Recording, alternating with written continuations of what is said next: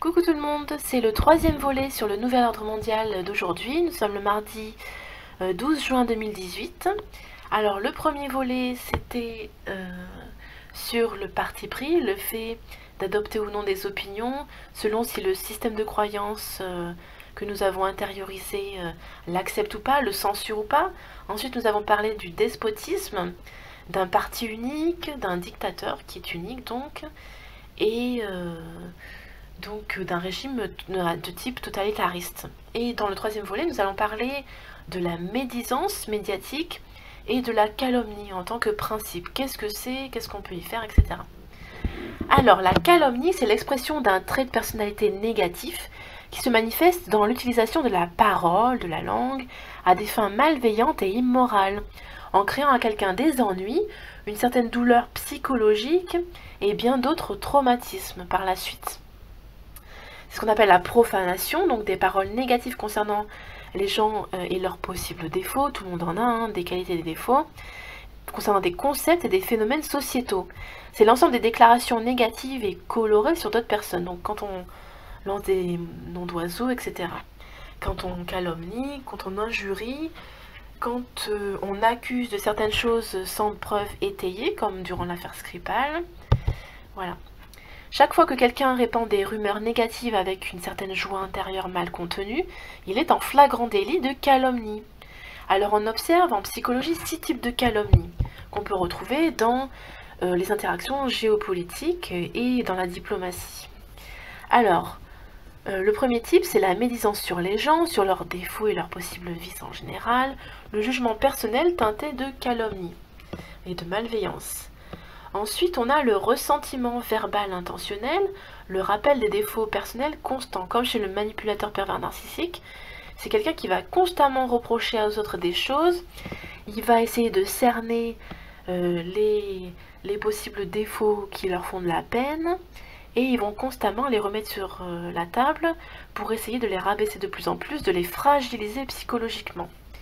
Le troisième type de calomnie, c'est quand on fait des reproches devant des tiers sur la famille de la victime, ses proches et son entourage en général. Donc imaginez-vous au restaurant, vous avez en face de vous un collègue de travail qui dit beaucoup de choses très désagréables sur votre famille, sur vos proches et votre entourage, parce qu'il se nourrit de l'attention des autres et du fait que les autres vont vous désapprober, enfin vont vous accuser, puisque le manipulateur pervers narcissique à la base se permet d'accuser les autres d'une façon instinctive, ils vont croire que c'est vrai. Le quatrième type de calomnie, c'est quand le débat et la concertation au sujet d'un proche, il y a donc un débat et la concertation au sujet d'un proche en son absence avec des tiers. Donc c'est typiquement quand on parle dans le dos des gens et qu'on dit des choses méchantes. Ce qu'on retrouve beaucoup dans les collectifs féminins, honnêtement, un petit peu moins dans les collectifs masculins. Le cinquième type de calomnie, c'est la médisance au sujet des vices qui ont déjà été confessés par la personne ciblée. Donc c'est remettre sur la table des sujets qui vexent, des sujets très anciens, des mauvaises actions entre guillemets pour lesquelles l'individu a déjà été entre guillemets jugé, puni et a explicitement demandé pardon. Donc c'est déjà passé, imaginez-vous le père narcissique avec son enfant. L'enfant a menti une fois parce que à l'âge de 7-8 ans par exemple, ils font l'expérience du mensonge et le fait qu'il ne faut pas, c'est amoral, c'est contre les principes de vie en société, et le parent va en reparler 1 mois après, 6 mois après, 1 an après, alors que l'enfant il a demandé pardon, il a compris sa faute, mais le parent est toujours, enfin le manipulateur pervers narcissique est toujours dans une logique de fragilisation intense de l'intériorisation de l'autre. Donc il essaie de fragiliser le psychique au maximum quand il a une victime, une cible. Et enfin, le sixième type de calomnie, c'est les gens qui ont aucune pitié envers ceux qui demandent de l'indulgence et qui parfois même supplient à genoux, même dans un contexte religieux. C'est énorme. Il faut l'étudier pour le croire et il faut le vivre pour le croire. Si jamais vous avez un père narcissique dans votre entourage, vous comprendrez mieux que quiconque ce qui se passe dans ce genre de mécanisme relationnel. Alors la calomnie est basée sur le désir d'humilier l'autre, de le mettre dans une position subordonnée, ainsi améliorer entre guillemets la dignité de soi. C'est l'idée, comme le despote, de rabaisser les autres pour se rehausser dans son estime personnelle, dans son ego. Comme au niveau international, quand plus ne va rien au niveau de l'économie occidentale, on se permet d'accuser à tort et à travers les autres civilisations, les autres nations, etc. Les autres modes de fonctionnement de manière générale. Si vous regardez encore plus profondément dans l'esprit de l'homme, qui est exposé à ce défaut de calomnie, de médisance, de malveillance, qu'est-ce qu'on peut constater d'après les psychologues? Eh bien, on observe un fort sentiment d'infériorité qui est solidement ancré dans le psychique de la personne, et ce depuis l'enfance en principe, parce qu'il a certainement subi des traumatismes psychologiques, ce qui ne le défend en rien dans les actions actuelles, bien sûr. On observe également une certaine absence de volonté, une incapacité à l'épanouissement créatif, donc dans la création artistique. Alors qu'est-ce qui peut aider? La bienveillance, l'attitude sereine et pesée envers les personnes et les circonstances, l'absence de jugement péjoratif, l'attention envers l'autre, la capacité à savoir se taire, le respect sont les principales aides dans la lutte contre les pathologies de médisance. Cependant, personnellement, ayant connu un manipulateur pervers narcissique, ça peut arriver à presque tout le monde, je pense qu'on ne peut pas se ranger derrière la bienveillance et l'attitude sereine. Il vaut mieux s'éloigner géographiquement. Les pervers narcissiques ne changent jamais. On a toujours, quand ils redeviennent gentils pour nous manipuler, on a toujours envie de leur pardonner, etc.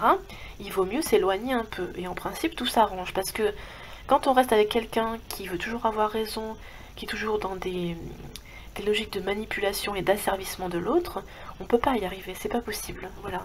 Ce sont des gens qui, à tout prix, essaieront de tuer l'autre, de toute façon, de façon psychologique ou physique même. En lui faisant vivre du stress et des angoisses et un harcèlement continu, et donc en le faisant mourir à petit feu en quelque sorte. Mais la chose la plus importante pour aider la calomnie à disparaître, c'est la reconnaissance de la préciosité de la dignité humaine, à la fois chez soi-même et chez les autres, parce que ceux qui utilisent la calomnie, la médisance et la malveillance, c'est que, à la limite, ils se respectent pas eux-mêmes, puisqu'ils sont capables de faire des horreurs aux autres. Alors, en résumé, la médisance, qu'est-ce que c'est? C'est un destructeur assis sur le bout de la langue, donc c'est vraiment une langue de vipère, pour ne pas dire plus, pour rester poli. C'est un désir irrépressible d'ajouter une cuillère de goudron dans le baril de miel de quelqu'un d'autre, comme on dit dans certaines langues. C'est l'expression de la malveillance, c'est le reflet de la jalousie, de l'envie et du complexe d'infériorité. C'est le désir, comme chez les despotes, donc on peut faire un parallèle, de s'élever en rabaissant l'autre, en humiliant. C'est absolument, comment dire, atroce. C'est l'incapacité de percevoir le positif dans la vie de tous les jours. Toujours le verre à moitié vide plutôt que le verre à moitié plein. Quels sont les inconvénients sur le plan relationnel de la médisance en général, voire de la calomnie, des rumeurs? Alors les inconvénients sont les suivants. La capacité de nuire définitivement à la réputation et aux aspirations de l'autre. Donc ça veut dire que l'autre, une fois qu'il a été calomnié, ça va être très dur pour déjà prouver son innocence, ensuite se rétablir aux yeux des autres et tenter de continuer une vie sereine, donc de se remettre dans les rails d'une vie sereine sans médisance.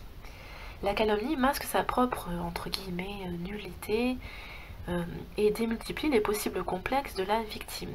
Donc en fait, quand quelqu'un calomnie sa victime, la victime se sent de plus en plus complexée, ce qui est quand même très dommage parce qu'à la base c'est quand même celui qui calomnie qui a de gros problèmes dans sa tête, qui a des pathologies psychologiques. La calomnie conduit à l'hypocrisie, c'est ce qu'on appelle la duplicité en psychologie. La médisance emprisonne l'homme dans un cercle vicieux de malveillance et d'émotions négatives. Alors d'après les psychanalystes, ce serait un traumatisme extrême durant l'enfance qui entraînerait un fonctionnement très négatif et beaucoup d'actes très négatifs également. Et c'est un cercle vicieux qui ne finit jamais tant que la personne ne va pas être mise sous le coup de la loi ou demander un suivi psychologique, demander de l'aide de façon qualitative. La calomnie peut conduire à des conflits avec le code pénal, donc d'après ce qu'on vient de dire. Alors comment surmonter la médisance des autres, voire de soi-même? Alors les spécialistes nous conseillent d'arrêter de casser du sucre sur le dos des autres, donc de sans arrêt dire des méchancetés sur les autres. Il vaut mieux essayer de faire valoir ce qu'il y a de positif chez les autres, de le mettre en valeur, le mettre en relief, et de faire de temps en temps des compliments à nos proches, pourquoi pas aux collègues, etc.